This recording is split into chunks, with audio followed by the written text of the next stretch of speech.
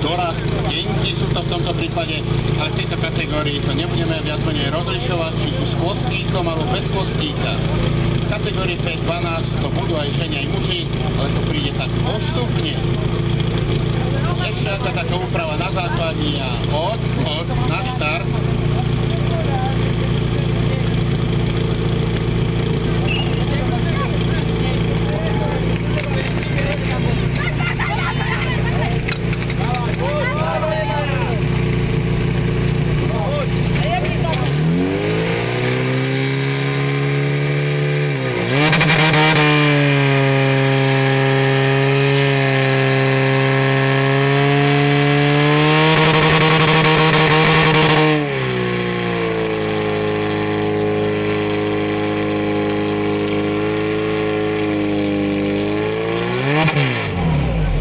Skoro lepšie ako domáci muži.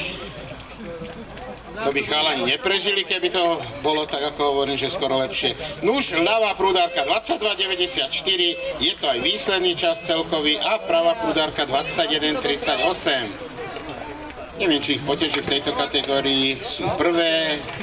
Čo bolo, to bolo. Natrénujú a na budúce, možno aj po 20 sekúnd, prídu mužské družstva v poradí Lednica, Horná Poruba a Mikušovce.